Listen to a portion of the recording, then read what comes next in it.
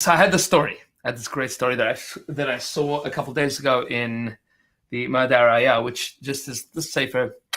This has been such a matana, the Sefer, and that Rav Kook had this. Somebody came to him and said to him, you love all Jews, you love the Chilonim like crazy. Rav Kook was not goris the word Chiloni, because he didn't believe that there's any such thing as a Jew being chol. The Rav Rebbe also held like that. There's no such thing as a Jew being chol, because it was against the pasuk, right? That we're called Kodesh, we're an Am Kodesh. So that's how the pasuk is Vatem tiyulim amlechas kanem v'goy Kodesh. To say that a Jew is a Chiloni is to be a kofar. It's against the pasuk. But the Jews that were chofshiyim, they were not shomer Torah mitzvahs. So somebody came to Rav Kook and gave him started chaperoning him, gave him a hard time, and said maybe the only reason that you love them is because truthfully you're not ma'arif Torah values. I remember the story. Oh, very good, very good. You're not ma'arif Torah values. You don't love Torah values so much. So Rav Kook says, yeah, sometimes I think like that as well. Sometimes I'm taka worried about that. And then when I realized that I love even the Charedim that hate me, that's when I realized I'm okay. Right, and so I think the beer in that story is that because he's not bothered by even the people, detractors on the very right wing, that means to say that he understood that in and of himself was a certain attribute that was that really just loved people and didn't worry about what people said. And therefore, he knew that his love for them was not because it was an ulterior motive, more support. It was just because he loved people. Right. It's a brilliant insight. It's an insight into himself. He understood that he was gifted with love for people. Right. And it wasn't just a gift. I think he worked on this. I don't think his natural meaning to say it wasn't because he's trying. He needs more supporters. He needs more votes. He wants that. No, it was just because he loved people. Right. Meaning, if you love the people to the right and to the left, the people that disagree with you on both sides of it, then you're an Ohev Yisrael. Yeah, which I think it's a lot of mussar for us today, because most of the time, especially when people talk about people that are open-minded, right? We're open-minded to the folks we like. Correct. We're very tolerant of everybody that we think agrees with us. That's all the people that we think we could get to agree with us. Right, the people that are vehemently opposed to us, no, they're meshuggah. We're not open-minded. So that was Rav Kook's chiddush. If I can love everyone, then I know that there's no problem in me loving people. Oh, it's so good. So good. It's a good ma'aseh. It's a wonderful story. All right. Let's we were halfway through Sod HaBrachos. Ah, yeah, remember this. So we were talking about like how this experience where like, on the one end you could just be the animal that's, facing in the bowl kind of thing. And like, which is how a lot of human beings kind of eat. Then really in a certain sense that the food is just food. But if a person is able to elevate it, you actually sort of taken this physical entity and put it into a higher meridian. It's now being pulled up into some sort of, it's connected to your soul's existence, which is connecting to Hashem's existence. And now this food's operating on a different level. That was what we were talking about last time. So let's see. I think we kind of left off here. I'm in the old version of the Olasri on Shin Ayin Bays. That's 72. So the next paragraph, right? Yeah. So we were kind of in the middle of this paragraph. Let's just start from the top of the. Let's start with the sentence which says Me'ira hi birkas hamazon. Got it. Right? Because I just sort of put this in place. It says Me'ira hi birkas hamazon es koros kulam be'ora. So when a person says birkas hamazon, what that does is it lights up all those different forces in a person. Mofia hi alehem bebarak hakodesh birkas shamayim. And then even there's this natural force which is being supplied by the glucose in this food is now being elevated and lit up by this experience. Ha'havaya misbareches betosefes koachos mi'irim. And therefore all of existence is blessed with extra added force or extra added potential, which lights it up. V'chedvas kodesh mishpashetes al yakum bo'esoi hachug hagadol shel haneshama shel hamevorech. And then all of there's almost like this expanding circle where he describes it of chedvas kodesh, of the delight of the holiness, which expresses itself in the surrounding area, that which is affected by the soul, which is giving a blessing. V'kol se'ifer, and all the outcomes of this, me'omek shirasha ad rum anofer tzitzia upracher kulam, to all the outside ramifications of this. Now, I don't know if he's doing this historically or, say it could be like this, is that farmer who plowed the land to enable the planting of the seed, to grow the cacao bean, to produce, to get all the way down to my coffee. If that's if you have like all those we will call it historic routes to getting to this point. Like we talked about the cup of coffee, how many people it takes to get a cup of coffee. Right. Or it means that's what we'll call it in time or in space, meaning to say like in the mass surrounding now, when I'm saying a bracha on this, what I'm essentially doing is I'm bringing this aura of kedusha, so there's this magnetic field around it, and everything that's around it is elevated by it. Not sure, but either way, it's still very powerful. Yeah. So I mean, I think we could probably argue that it, in as much as a person brings into that bracha, it's included. Brings into, yes, good. I love what you're saying. So I mean that could mean other people, that could mean other surroundings, that could be my entire environment is like, if you like, let's about it. There's certain halachas as to where you're allowed to say a bracha or not. Right. And you are now creating an environment which is worthy of a bracha, and a bracha being said, and things there which therefore can be affected by it. Right.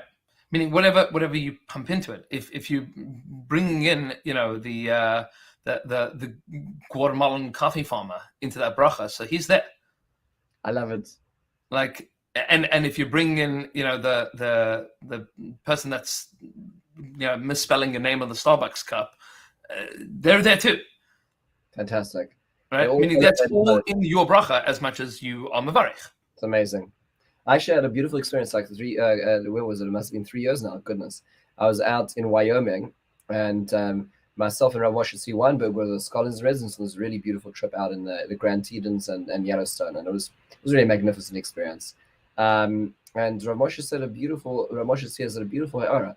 He said, there's probably areas that we're going to go on hikes here that have never had the praise of Hashem expressed on these pathways. There are going to be areas on this mountain, in this park, nobody's ever said any psukim of Tehillim. And we have the capacity of bringing Hashem here. Not because Hashem's absent over here. Hashem's omnipotent and ever present, but no human being has decided to express it that way around there. Right. So that's a very pretty big deal. Right. I mean, and the same is true. The same is true for every cup of coffee. Yes, that's true, because it itself has never right. You know, validate an entire shipment. Coffee bean has never had a tefillah said on it. It's true, exactly. And this hasn't been brought into the world of the Rebbeinu Shalom, and I can bring it in right now. Validation, stamped. That's meaning.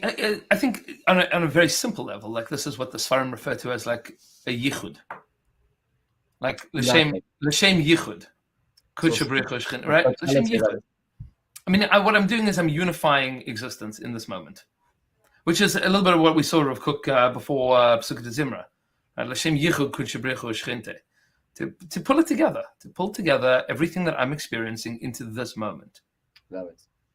That's I saw in the Akdama of the Sod Yesharim to the Beis Yaakov that's how he explains fascinatingly, in a very, very simple way, the idea of Maaseh Merkava. Right, which I mean, Pashtus is in the Psukim in the Navi. It's like Hashem's chariot, right? The royal chariot of Hashem, right? Or what Israelis would probably call the tank, right? That's Merkava today, right? Hashem's tank. But the Ishvatzer writes, it says that Merkava means leharchiv. Wow. Right? To combine. Maaseh Merkava means yichud. It's to be in a place, in a space, in a time, and to say everything that I'm experiencing is connected to Hashem. Wow, that's a very gratifying experience. Right, and the challenge of Maaseh Merkava then, and he describes this, he details this, is our challenge in being able to connect everything to the Rebbeinu Shalom, all of the experience that we are currently experiencing, to connect that to Hashem. Beautiful. And that and that's, if you want to take it a little further, then in a certain sense, like the Avos Heina Merkava, every human being has the capacity of being that, so to speak, platform, that platform for Hashem's energy in this world.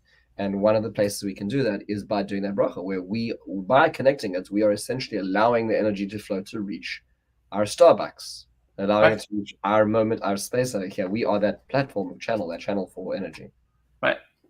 That Hashem is now ever more present in this world because I brought him in. I brought him in with this cup of coffee. And you can do this every time you go to the bathroom. It's just amazing. I'm saying, like, this is it. Public restrooms in Central Park. Right. It's an amazing thing. Yeah. And like a Jew can find that Kodesh Baruch Hu there. That's called Merkava. That's called bringing Hashem into the world. Like Hein and Merkava. It's pretty cool. I mean, Rav Kook isn't using those terminologies, but that's exactly what he's saying here. Like you bring Hashem in with this, beautiful, which is kind of cool. Beautiful. It's a different way of mumble something under your breath. So good, so good. It's universal. It's much bigger than us. Oh, so what does he say? So he says going a little further. Very good. Oh, I think do we skip a line? Yes. Kabirkas Hamazon, Shemafio Ora Be'es Hapulas his Hapchus Va'aliyas Akochos mi Shiflus Avodosam. So by doing such, one is allowing these lowly, so to speak, forces in their regular pedestrian existence to be elevated. And therefore, any other bracha, not just Birkas Hamazon, any other bracha has the capacity of being able to do this. That's what the Rabbanan were doing by instituting them. They awaken is the power, the latent power of the human being to establish, to strengthen the light of God, lishlot al ha'avdus, to control on all the work, v'la'akel ikul ruchani es otzar ha'chayim hanichnas b'soich ha'ana, and to, in a certain sense, to spiritually digest the warehouse of life which is entering into a person through this enjoyment. So there's not just a physical experience of digestion, there's a spiritual experience of digestion. So as when I've said the bracha, in a certain sense, I've switched on my spiritual digestion system to absorb this in a way that is now going to promote, so to speak, godliness, whether it be through the energy that it gives me, or just with the very fact that I've grounded it. I've pulled this into relevance now. It's no longer just a piece of food that's a consumer item at the store. So I still remember this. The first time that I heard this Sfasamas, which is really the Baal Shem Tov. I heard this from Rabbi Greenberg Shlit in Karen Biavne. Speaking about Birkas Hamazon and Parshas Eikev, Pasuk says, "Kilal alechem levada yichya adam, ki al kol motzah pi Hashem yichya adam." Man does not live on bread alone; he lives on the word of Hashem. So I remember Rabbi Greenberg at the front of the base medrash, quoting from the Sfasamas, "Kilal alechem levada yichya adam," that person doesn't live on bread alone. Ki al kol motzah pi Hashem. So the Sfasamas says, "Balechem yichya adam." You live on the motzah of Hashem, on the will of Hashem that's in this bread. Meaning, first of all, the pasuk did not disappear. Right. You have to understand Hashem's name, and then the lechem works. Right. Yeah. Meaning Hashem wants you to be alive. You know how He expresses that to you? By giving bread the capacity to keep you alive. So by digesting it, you are digesting the physical calories, but you're also digesting the spiritual calories, the Ratzon Hashem for you to live. If you switch it on. Right. Yeah, and you can experience that. And that's what Rav Kook is saying to us. He says that you can. It's an ikul ruchani. You're digesting in this moment the fact that Hashem wants me to be alive. That's huge. That's a different kind of bracha altogether, right? Energy. It's not like, oh my gosh, this is delicious. It's like, oh my gosh, Hashem really wants me to stay alive. And He wants me to enjoy staying alive. Beautiful. Like that's a different meal. That's yeah.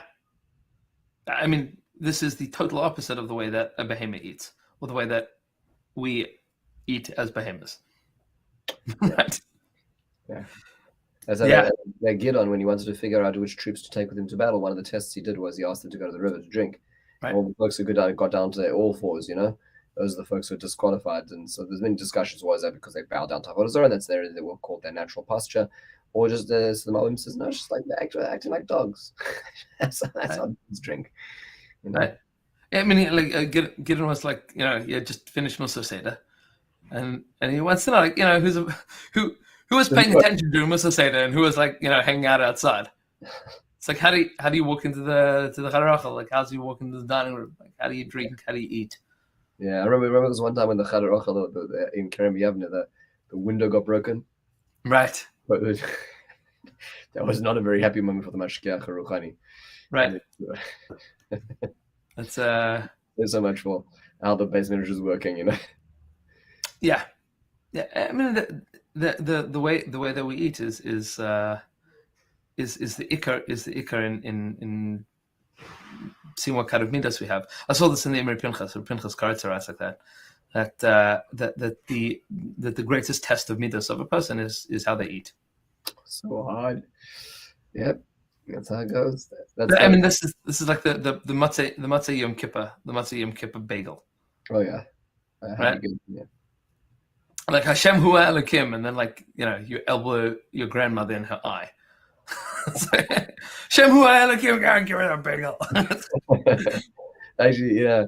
I remember in Ner Yisrael they had a minhag that used to have it no longer. I think they used to have fish with bones on a fast at the end of a fast day. Just couldn't get there fast, That's slow down. Right. Let's call Paul together. So he says the following. He says, "Hachana ma'ira." This preparation lights up this action, the person who does the action, and then holiness has more light in this world because of that. And from this we can learn, a person should have gvura, holding back, like we were just talking about. A person should be able to eat in a way that shows that they are in control of their food, not vice versa. Right. And then we can fill the soul up with the will of God, or holiness. This idealistic desire of the light of Hashem, shel tova elyon, of the upper celestial good, which is revealed according to the greater elevations of the soul, which appears in among the secrets of those who fear him.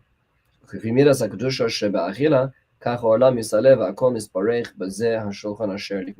the degree that a person brings holiness into this, the world itself, the trend line is moving upwards, the capacity of spirituality has increased because of this person's actions. Right, yeah. Interesting. I'm really enjoying this sort of like the idea of Gvura and Kedusha coming together. Right. This idea of withholding, there's like the Balei Nefesh talks about, the Raiva talks about this notion of leaving over like the last corner of the meal. It doesn't mean the pizza. Yeah. So why is that? Is it, in a certain sense, you're demonstrating control, control of it. And it's not the pizza crust. We talk about a good corner of the lasagna. Right. You can show that you're like, I'm in control. And when you do that, the meal goes slower. The experience is more cerebral. It's not just wolfing it in. It's I remember Blachman told us that he was at a tish, I think of the Ger Rebbe, meaning in the 50s. This must have been made the Beis Yisrael. That he saw him eating soup.